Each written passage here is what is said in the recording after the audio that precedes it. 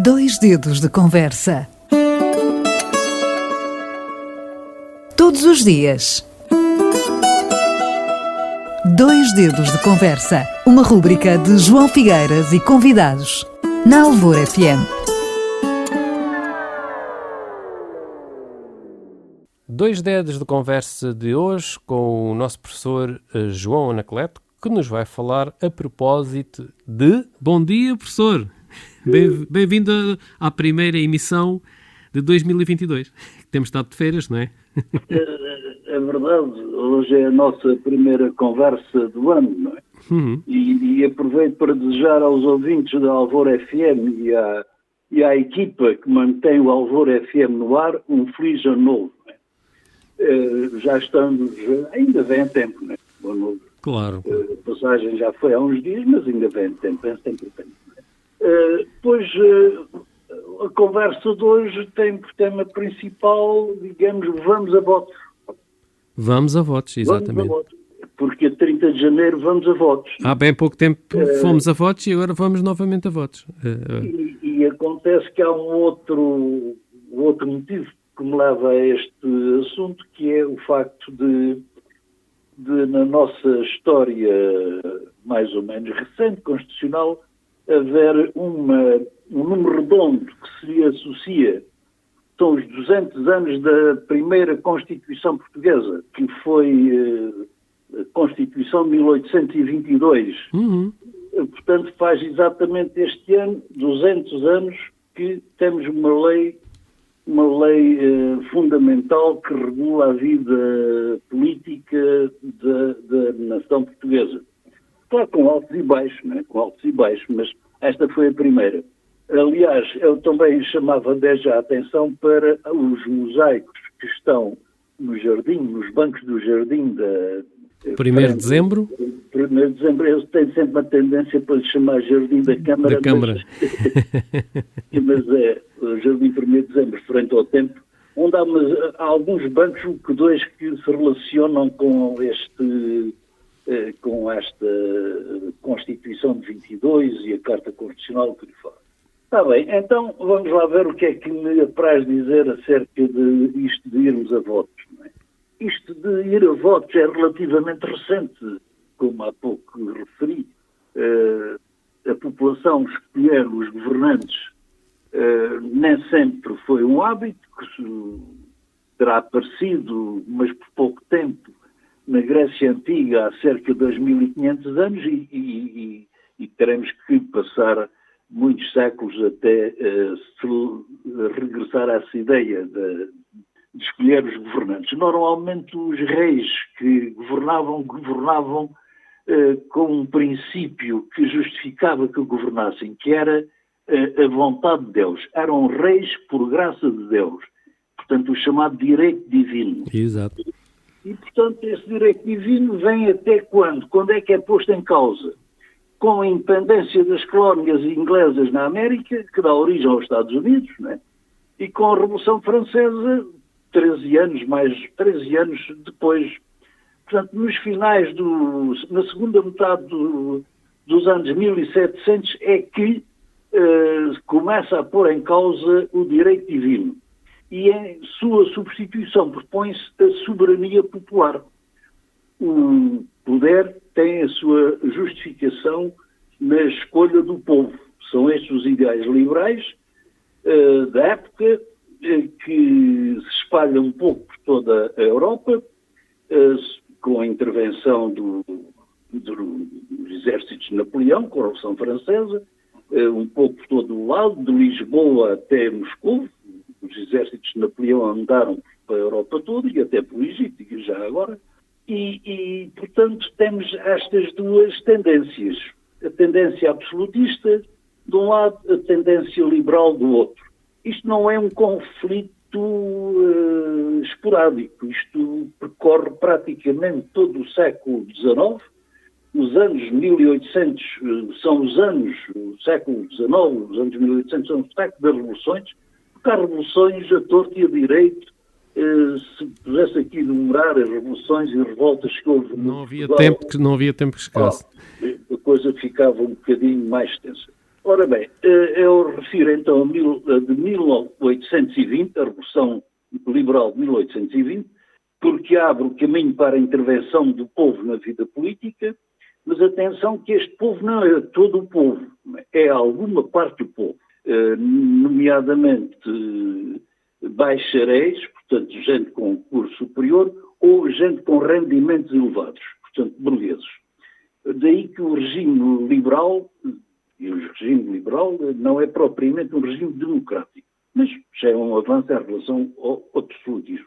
E pronto, a Revolução de 1820 vai dar origem às primeiras eleições em 1821, onde são eleitos os deputados à Assembleia que irá elaborar a primeira Constituição Portuguesa que, como disse,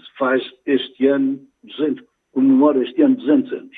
Esta Constituição é praticamente mais simbólica que outra coisa, porque revoluções vêm pôr a Constituição de parte e haverá depois uma Carta Constitucional que, digamos, em portanto caminho, vai manter-se até 1910, né? E acaba com a Revolução Republicana de 5 de outubro. Na vigência da Carta, a vida política gira à volta de dois partidos, o Partido Progressista e o Partido Regenerador, aparecendo muitíssimo mais tarde o Partido Republicano, sobretudo a partir do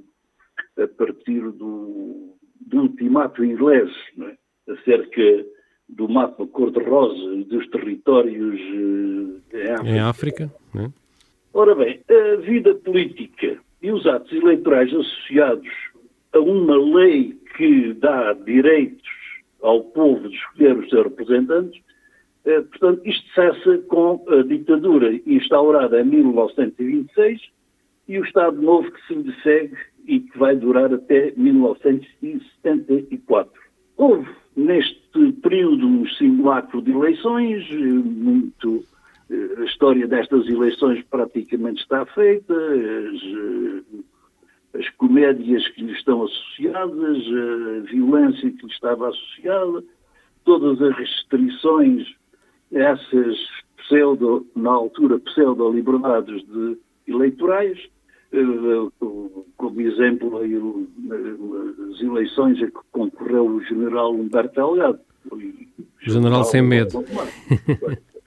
Pois era preciso não ter medo naquela altura para se meter nestes... Claro. Ora bem, já próximo de nós, 25 de abril de 74, promove eleições que se realizam exatamente um ano depois, 25 de abril de 75, e que são as primeiras em Portugal com voto universal. Este voto universal quer dizer um voto sem restrição para todos os cidadãos com mais de 18 anos. Né? Portanto, o voto, porque até então, mesmo nas eleições decorridas sob a égide da Carta Constitucional e na Primeira República também, havia restrições ao voto. Eram só para homens, eram só para quem sabia ler e escrever, eram com muitas restrições que fazia com que o universo eleitoral fosse bastante restrito. Mas com 25 de Abril o voto passa a ser universal, não há restrição nenhuma, toda a gente tem direito a votar. Mas temos, infelizmente, atualmente uma grande taxa de abstenção. Isso é outra história, não é? Pois, mas digamos que isso ainda assim é uma opção que é dada às pessoas. Não vota quem não quer, que é diferente de não vota porque não pode. Não é? Pois. Se bem que eu acho que é uma falta de consciência, de cidadania, não votar. Claro. É verdade, é assim. Era referir aqui, no século XIX, um deputado pelo Algarve, já que estamos a falar em votos, não é? Que é um distinto deputado que muito fez por Portimão. Francisco de Almeida Coelho Bivar, primeiro Visconde de Bivar, que foi deputado eleito em 1852, membro do Partido Regenerador. É o responsável pela construção da estrada que atravessa o Algarve e que atualmente tem designação de 125. É o responsável pelo cais do Rio Arado, que modela a nossa cidade no seu contacto com o rio. o responsável pela construção da ponte rodoviária e pelo caminho de ferro para além de Tunes em direção ao Barlavento, que durante muitos anos estacionou ali em Ferragudo. Além disso, ofereceu à cidade o Palácio Bivar, que é atualmente o edifício onde funciona a Câmara Municipal. Ainda uma outra referência, Carolina Beatriz Ângelo. Esta senhora, conhecida só por Beatriz Ângelo, foi a primeira mulher a votar em Portugal para as eleições de 1911, que eram umas eleições que tinham umas regras para quem podia votar, que limitavam isso a quem soubesse ler e escrever e fosse chefe de família. E era suposto que isto só estava direcionado para homens.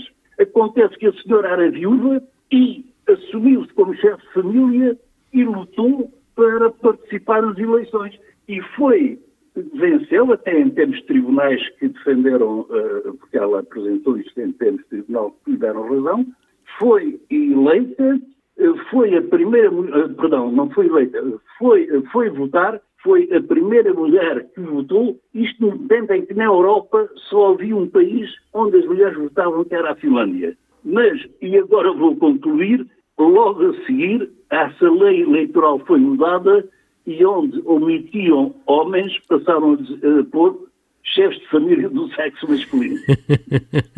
E pronto, João. Obrigadíssimo, professor. Dia 30 lá vamos a votos. Exatamente. Obrigado uma vez mais. Um abraço. Um abraço. 2 dedos de conversa. Todos os dias. 2 dedos de conversa. Uma rúbrica de João Figueiras e convidados. Na Alvor FM.